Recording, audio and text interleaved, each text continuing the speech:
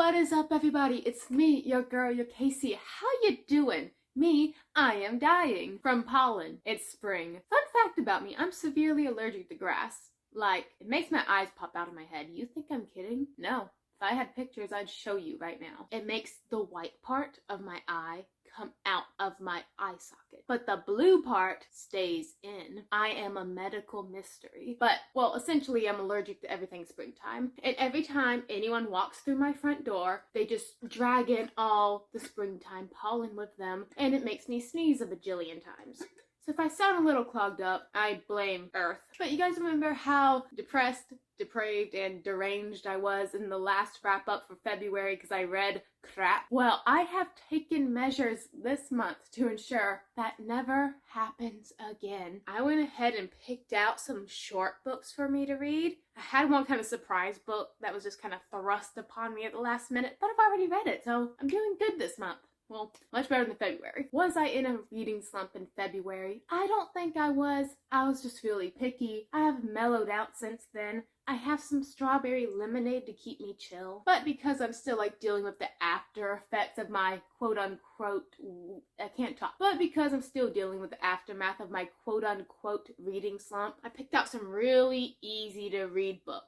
Books with not a lot of pages, like around the 300, 400 zone, and really big font. Really big, so I can just fly through it. Except one of the first books I actually already read this month was Ready Player 2. I was a fan of Ready Player 1, and this came out, and I was like, oh, I want to read that. But I just kept putting it off because, I'm trying not to buy books more. But then they had it at my library, and I was like, yes, please. Thank you, universe. So then I got the book, took it home, and I was like, hey, let's look up the Goodreads score, and oh my gosh, it is so low. People hate this thing, which made me want to read it that much more. Because if you know anything about Ready Player One, it's one of the best standalones ever. I mean, I guess it really depends on your reading taste for a book like that, because it's very 80s dependent, that whole genre era, which is something I know very little about. So all the references for that in their virtual world, which was built solely from the 80s, all that went right over my head. But I liked our main character, Wade, who was on this Easter egg hunt in the book to find the treasure that the online world's creator, Mr. Halliday, I think. When Mr. Halliday died, he left this treasure. His fortune, his estates, control of the online world of the Oasis, where Ready Player 1 and 2 takes place. He left all of that out in the open. It's just up to all the people who go into this online world to find it. And if they can't find the prize, they get to be in charge of everything. So that's the main agenda plot of part 1, book 1. And it was really entertaining. I liked it, even though half the time I had no idea what people were talking about. But it was just a little junk food. It was good to read. It's one of the Ernest Cline. He somehow manages to. He's very description heavy with the machinery, the tech, and I don't mind it. Usually something like that would just bog me down. It's really hard for me to understand. But for his world, I saw everything crystal clear, and I was along for the ride, and I loved Ready Player 1. I gave it 4 stars. But Ready Player 2, well, I finished it by now, and I have thoughts. It's definitely not as good as Ready Player 1. I gotta say some things. I'm gonna film my review for this one immediately after this video. But just a little short wrap up for this book, even though this is a TBR. It doesn't tell a tale that needed to be told. And it had a lot of potential to do something amazing, but it just kind of met it halfway. I was enjoying the first 150 pages, then everything after that, I was the quests weren't as fun in this one. So yeah, this is a 3. I finished one other book this month already. It was my first book this month. It is called Love, Life, and the List. This is a contemporary about an artist who, she's young. Her name is Abby. She takes her painting. She goes to this museum guy. And she's like, hey, Mr. Museum Guy, can my paintings be in your painting show? And Mr. Museum Guy is like, no, they're awful. You need some talent. And our girl Abby's like, oh dang, I failed at life, I failed at love, I failed at painting. I need to make a list, some goals to better myself in these areas so that I'll be able to win my best friend's unrequited love, to get my paintings in museums, to sell my paintings, so I'll be able to enter this very prestigious art program. This is a story about a girl just trying to get her life together, and it was so boring. Like, the big thing is she's making this list, love, life, and the list.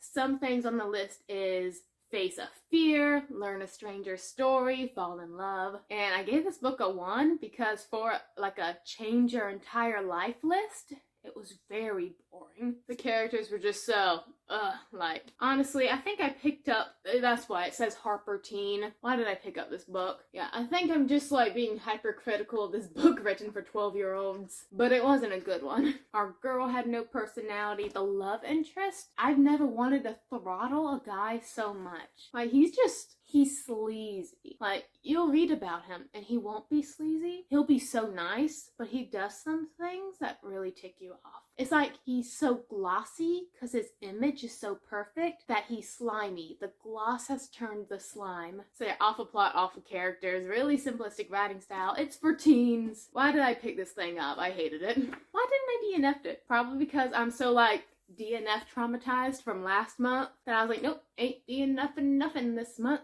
I should have DNF'd that. I learned nothing from that book. But I got 4 other books on my TBR so far. This one, The Secret History by Donna Tart, that's what you guys voted for last month. You know, the pick my book off of crappy first page summaries challenge, that thing I do every month. The prompt that one was, oh dang, Bunny's dead, I think we're in trouble. And it was for this book. This would be a reread for me because I've tried to read this book before, but I had to stop because I had the worst toothache ever. And I was just pumped full of drugs to deal with it, and I just could not focus on reading during that time. So I've always meant to come back to this book. The thing is, I'm gonna push this book into April's TBR for 2 reasons. One, I'm going on vacation. I'm going out of town, so I just want to like relax. I want to just write and play Breath of the Wild. I don't want to actually read down there. I know I'm a bad booktuber. I don't actually want to read sometimes. And I think I feel less guilty about not reading if I just take a book, especially this big book. It's like 500 pages off my TBR. You know, knowing me, when I get back from vacation, I'll probably speed read through the rest of these books and I'll still be able to finish this book. So,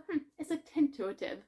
Tenuous. It's a tenuous removal to next month's TBR. Also, like I said, the second reason, I'm picking like smaller books this month to like recover from the atrocities that was the February TBR. And so like, yeah, this is 500 pages.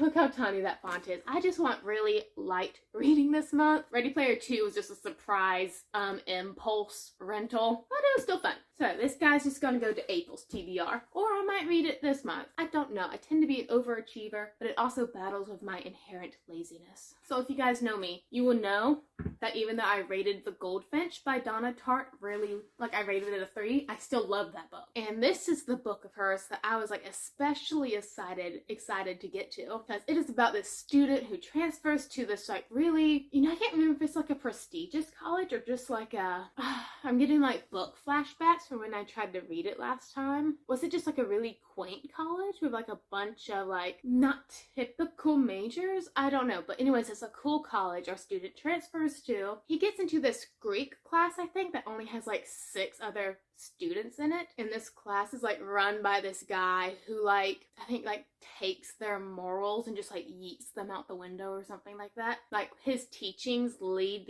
this group of students to do some awful things, and I wanted to see that spiral into evil or into moral grayness. I don't really know what this story is about. I'll read the back to you. Oh, I literally just basically quoted it. Hold on. Under the influence of the charismatic classics professor, a group of clever, eccentric misfits at an elite New England college discover a way of thinking and living that is a world away from the humdrum existence of their contemporaries. Look at us, we're snobs. But when they go beyond the boundaries of normal morality, they slip gradually from obsession to corruption and betrayal, and at last, inexorably, into evil. That sounds cool. I really hope I don't DNF it this time. So, this is on the maybe TBR shelf. My current read right now is Bird Box. I picked this one up after reading Ready Player 2. Because I did the math, and I think I can finish this one before I go on my vacation. You probably know what this is. It was turned into a Netflix movie. It says so clearly right there. The author on the back looks like he's trying to give you a kiss. Look at him. This is kind of the opposite of one of my favorite movies, A Quiet Place. Instead of monsters that can hear you, these are like regular monsters, but if you see them, you go insane. So it is up to our girl Mallory, who I'm only like 10 pages in, and it seems like she is a very young mother of 2 kids who are just named boy and girl. And she seems really reluctant about motherhood. But anyways, this apocalypse has happened where the world is overrun by these monsters that if you see them, you go insane. So Mallory and boy and girl have to go around blindfolded. But it's not only the monsters they have to worry about, because some people, they don't go crazy and kill themselves when they see monsters. They just go crazy and then they attack other people. So you can't trust people, you can't trust your own eyes, you have to get around the world with just your ears. Mallory has just made the horrifying decision to try to transverse a river in order to relocate herself and her 2 kids to somewhere safer. And how are you gonna do that when you're blindfolded? And there's crazy people everywhere. They get in the way of the boats. Like, what if you're on the river and the crazy people just dive into the river and just try to get into your boat? You're just gonna have to get your oar and just bop them on the head a couple times. I think that's my dad. I saw a shadow. Maybe I'm living in Bird Box right now. I don't know. Could I be any crazier than I am right now? This seems fun. I should probably watch the movie too. I should also rewatch A Quiet Place. Love that movie. It has Jim from The Office in it. And because in that movie, A Quiet Place, you cannot speak. It has a lot of sign language in it, and I love sign language. It also has Jim from The Office in it, and I love Jim. Next up on the TBR, we have Brightly Burning by Alexa Donne. I've talked about this book many times before. I'm finally making myself read it. If you're a writer, if you're on AuthorTube, WriterTube, any type of tube that you write on, you know that Alexa Donne is a big AuthorTuber. She's one of those creators who gets into like the very behind the scenes practical side of writing. She also does thriller wrap-ups, I think, and especially loves talking about thriller books because I think one of her newest thriller releases just got either picked up by a publishing house or it's getting released soon. I think this is one of her earlier works where it's Jane Eyre in space. This is one of the books I was supposed to read in February, but I couldn't because I was hating everything, so it got moved into this month's TBR. And since I've talked about it so recently, I'll just do a really light summary. Our girl Stella, she gets on this ship. It's a spaceship. She is here to become a governess to a family on this spaceship, but what ho, it appears she may fall in love with someone. I don't know who. Surrounded by mysteries, Stella finds her equal in the brooding but kind 19-year-old Captain Hugo. I realize in summaries like this, if there's a man mentioned in it, and it has a negative attribute, and then it has the but, so moody but then a nice one, handsome, moody but handsome, he's always the love interest. Easy formula to solve. And it looks like our dreamy boy Captain Hugo has some attempts on his life. Someone is trying to kill Mon Capitaine, and Stella wants to know what's going on with this. And it's only making her suspicions mount more and more as she tries to unravel what the heck is going on this spaceship, and will it try to get her killed? Yes, it will. Without knowing whom to trust, Stella must decide whether to follow her head or her heart. Never trust either the kidneys. Kidneys knows what's up. Okay, next up we got 2 young adult ones that I will hopefully like, because I'm such in a YA hating, not slump, more like a YA hating barrage. But this one's short, it has big font. I have the sequel already for some reason, probably because it was on clearance, so I was like, hey, oh, why not? But this is a reverse Uno card on the chosen one trope. Take a gander. I am Henrietta Howell, the first female sorcerer in ages, the prophesied one, or am I? When Henrietta is forced to reveal her power to save a friend, she expects to be executed. Instead, she's invited to train as one of Her Majesty's Royal Sorcerers. Instead, she's invited to train as one of Her Majesty's Royal Sorcerers. Instead, she's invited to train as one of Her Majesty's Royal Sorcerers. Thrust into the glamour of Victorian London, Henrietta is declared the chosen one, the girl who will defeat the ancients, bloodthirsty demons terrorizing humanity. She also meets her fellow sorcerer trainees, handsome young men, eager to test her power and her heart. Ooh, it's time to get our flirting game going. One will challenge her, one will fight for her, one will betray her. This sounds like a love rectangle. I am hooked and I want this immediately. Just hook this book up right to my veins. But Henrietta is not the chosen one. Dun dun dun! With battle looming, she will have to decide how much she's willing to risk to save the city and the one she loves. So we have a little liar, liar, pants on fire. This is the book I desire. And lastly, to wrap this all up, we have the sequel to Caravel. Caravel did not impress me, but for some reason I want to keep reading this series. Probably because I have the whole series already, because as probably mentioned before, I am not smart. I buy the whole series without knowing that I like the first one first. The first book did leave a lot of mystery surrounding one character in particular. Legend, the guy who's running the whole Caravel circus thing. He's apparently immortal, he's supposed to be super handsome, he's supposed to drive the girls crazy. And he had a little thing going on one of our characters. I can't tell you because spoilers. And I need to know more about this thing because it can lead into some hot drama for this book. The first book, Caravel, just didn't meet what I was expecting it to be. I wanted it to be super circus themed, but it was more of a scavenger hunt, a quest than anything, which is not something I like. This one, I think, appears to explore more of the world, which I'm hoping will be a lot better. I can't wait to see what I think about this book at the end of the month, because I didn't really love any of our characters besides Legend. Plot was meh. The writing was fine. Wait, no it wasn't. That writing was a bit weird. It was like so over the top about colors. Like everything had a color attached to it. Like cherry pink whimsy, bubbling hot red, stuff like that to describe emotion. I don't mind that, but you gotta like put a limit on it.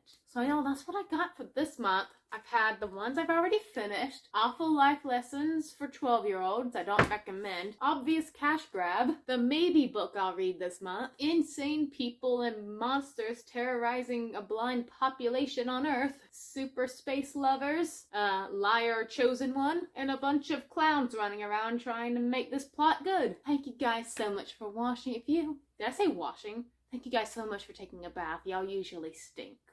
Thank you guys so much for watching. If you read any of these, tell me to get reading on one of them because they're super good, or tell me to run away in the opposite direction because it was super bad. I appreciate advice. Stay reading, my friends.